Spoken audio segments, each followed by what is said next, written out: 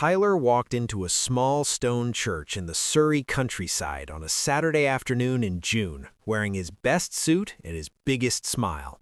He had been invited to Sophie's cousin's wedding. He was honored. He was excited.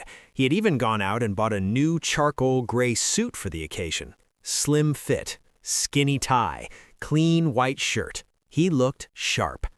The second he walked through the church doors, he knew something was off. Every woman in the building was wearing a hat. Not a baseball cap, an actual decorative hat. Some of them had feathers. Some of them had structures that defied the laws of physics. One woman's headpiece was so wide she had to turn sideways to fit through the door. Every man was dressed in a long gray coat with tails, a waistcoat, and a tie that looked like it had been selected by a committee. Some of them wore top hats. Top hats! In the 21st century. Tyler looked down at his slim-fit charcoal suit and his skinny tie. He looked like he had shown up to a completely different event. Sophie spotted him from across the aisle. She smiled, but her eyes were doing something else entirely. Tyler thinks he is about to have a fantastic time. He has absolutely no idea what is coming. Over the next 6 hours, he is going to break 7 unspoken rules of British wedding etiquette. Not because he's rude, not because he does not care, because he is American and nobody told him the rules. Because in Britain, nobody ever does. And the psychology behind why these rules exist tells you more about the real difference between these two countries than any statistic ever could. Mistake number 1, the outfit. Tyler wore a fitted charcoal suit. In America, this is a perfectly acceptable wedding outfit. You could wear this to any wedding in any state and nobody would look twice. In Britain, what you wear to a wedding depends entirely on the formality of the event, and at a traditional countryside church wedding, the expected dress code for men is a morning suit, that long gray coat with tails, the waistcoat, the formal tie. For women, the tradition is a fascinator or a full hat, a structured dress in closed-toe shoes. Tyler did not know this. Nobody told him. And here is the key to understanding British culture. Nobody was ever going to tell him. Because in Britain, the rules are not explained, they are absorbed. You are expected to already know them. This is what anthropologist Edward T. Hall described as the difference between high context and low context cultures. America is low context. Rules are spelled out. Instructions are given. If you don't know something, someone will tell you. Britain is high context. The rules exist in the space between what people say. Meaning is communicated through implication, tone, and what is deliberately left unsaid. Tyler walked into a high-context event with a low-context mindset, and it showed. Mistake number 2, the seating. Tyler walked into the church and sat wherever there was room. He saw a gap on the right side and took it. In America, at most weddings, you sit wherever you like. Maybe the front rows are reserved, but beyond that, no one cares. In a traditional British church wedding, the bride's guests sit on the left and the groom's guests sit on the right. Tyler was invited through Sophie, who was the bride's cousin. He sat on the groom's side. A few heads turned, very subtly. Nobody said anything. In Britain, nobody would, but Tyler had been noticed, not in a good way. Mistake number 3, the processional. The music started. The bride appeared at the back of the church. Tyler turned fully around in his seat to watch her walk down the aisle, the way you would at any American wedding. But here, something was different. The bride walked in first. The bridesmaids followed behind her, carrying her train. In America, the bridesmaids walk first. The bride enters last. It's the big reveal. In Britain, the bride leads. She enters the church ahead of her attendants. Tyler whispered to the person next to him, asking where the bridesmaids were. The person did not respond. Because in Britain, whispering during the processional is not done. The entire church is meant to be silent, except for the music. Tyler sat there slightly confused, slightly embarrassed, and still completely unaware that he had already been mentally cataloged by half the guests in the room. 3 mistakes in, and the ceremony hasn't even started properly. Tyler has been noticed, categorized and quietly judged by a room full of people who will never say a word about it to his face. But he is about to make the one mistake that will follow him for the rest of the night. Mistake number 4, the toast. The reception began, or as the British call it, the wedding breakfast. Tyler found this confusing because it was 3 in the afternoon, but he went with it. The meal was served, then the speeches began. In Britain, there's a strict order. The father of the bride speaks first, then the groom, then the best man. That's it, nobody else. The best man's speech is the centerpiece. He's been working on it for months. The expectation is that he will roast the groom with devastating precision while remaining just barely within the boundaries of good taste. It's a performance, a ritual. Tyler did not know any of this.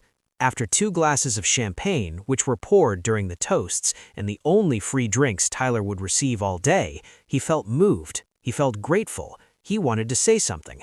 So he stood up. He clinked his glass. The room turned to look at him. Tyler delivered a warm, enthusiastic, heartfelt toast to the happy couple. He talked about how Sophie had told him about her cousin. He talked about love. He talked about how honored he was to be there. He raised his glass and asked everyone to join him. In America, this would have been beautiful, a spontaneous, generous gesture from a guest who genuinely cared. In Britain, this was a disaster. The room was silent, not moved to tears silent. What is happening silent? Sophie's face entered a state that psychologists would describe as vicarious embarrassment. The best man, who had spent 3 months crafting a speech full of carefully calibrated jokes, looked like someone had spoiled the ending of a film he had been waiting to see. Tyler finished speaking. The room gave thin, polite applause.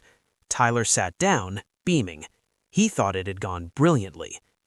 Mistake number 5, the cash bar. After the meal, Tyler walked to the bar and ordered a whiskey. The bartender told him the price. Tyler stared. In America, weddings almost always have an open bar. The hosts pay for the drinks. That's the deal. You invite people to celebrate with you, and you cover the cost of the celebration. The idea that you would invite guests to your wedding and then charge them for drinks is, to most Americans, almost insulting. In Britain, cash bars at weddings are completely normal, expected even. Many couples will provide wine during the meal and perhaps a glass of champagne for toasts, but after that, you buy your own drinks. This is not considered cheap, it's standard. Tyler did not know this. He turned to Sophie and said, loud enough for the people at the next table to hear, that he couldn't believe there was no open bar. In Britain, commenting on how a host is chosen to spend their money is one of the most socially devastating things you can do. It's not just rude, it's a violation of one of the deepest unspoken rules of British social life. You don't acknowledge the financial mechanics of a social event. Sophie did not respond. She took a sip of her wine and looked at a point somewhere in the middle distance. Tyler recognized this expression from previous experience. It meant he had done something wrong, but she would never tell him what it was.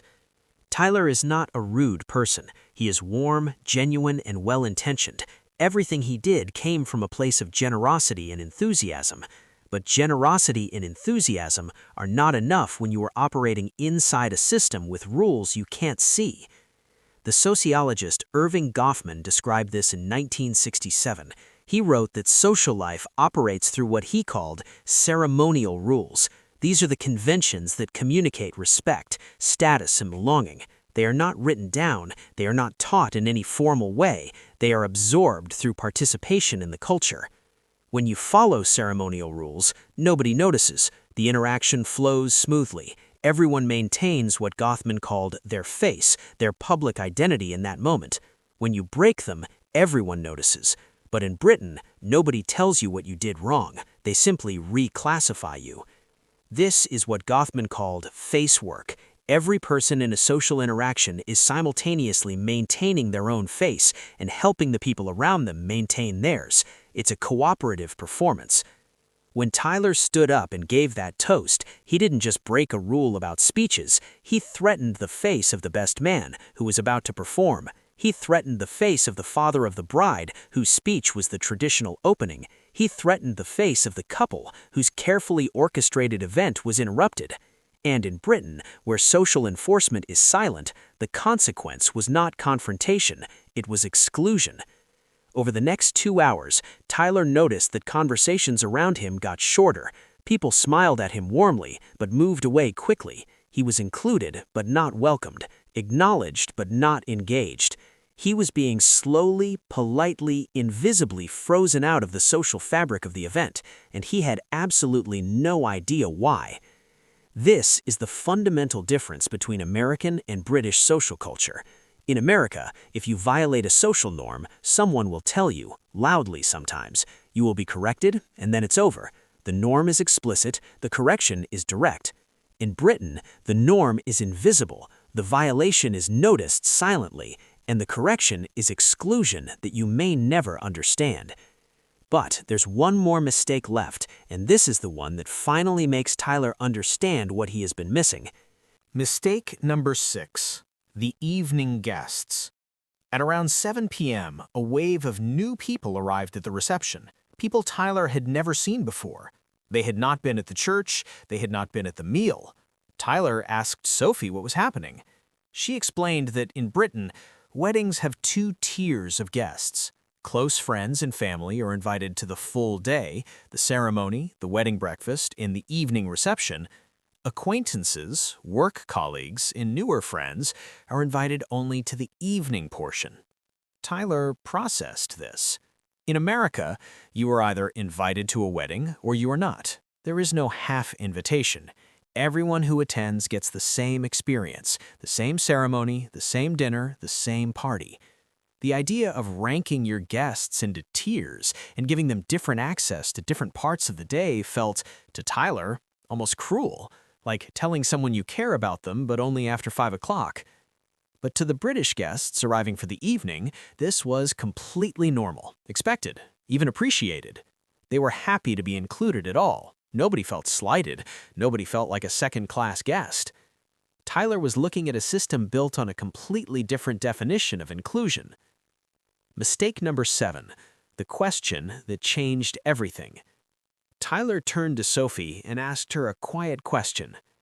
If your cousin didn't know me through you, would I have been an evening guest? Sophie paused, and Tyler understood. In Britain, social closeness is not performed through grand gestures. It is measured through quiet, consistent, long-established connection. There are circles within circles, and your position in them determines what you have access to. America flattens social hierarchy at events. Everyone gets the same seat, the same food, the same bar. The message is, if you were here, you were one of us. Britain preserves social hierarchy at events. Your access reflects the depth of your relationship. The message is, we know exactly where you stand, and we will show you through the structure of the event itself. Neither approach is wrong, but they reveal completely different philosophies about belonging, closeness, and what you owe the people around you. And here is the hidden truth that Tyler finally grasped. He was not embarrassed because he made mistakes. He was embarrassed because the mistakes revealed that he did not belong to a system he thought he understood. Goffman would call what Tyler experienced a scene, a moment where the smooth surface of social interaction cracks and the underlying structure becomes visible. When that happens, everyone present must work to repair it. The British guests repaired it by pretending nothing had happened. Tyler repaired it by finally going quiet. Both strategies worked. Neither felt good. Tyler survived the wedding. He even danced at the evening reception and bought his own drinks without complaint. On the drive home, Sophie told him something that surprised him. She said the toast was actually lovely. She just wished he had done it privately to the couple, after dinner. And that's the whole thing right there. The content was not the problem. The context was. Americans prioritize what you say. British people prioritize when, where, and how you say it. Same words, same intentions, completely different social outcomes, depending on which side of the Atlantic you're standing on. So, here's the question. British viewers, which of Tyler's mistakes made you physically cringe the hardest? We know you felt it. Americans, have you ever been at a British social event and felt like you were speaking a different language? And if you're watching from somewhere else entirely, tell us, what would a wedding guest from your country have done that would have shocked everyone? Drop your answer in the comments. This one is going to be good. Subscribe for more stories about the real differences between America and Britain, not just the facts, the lives behind them.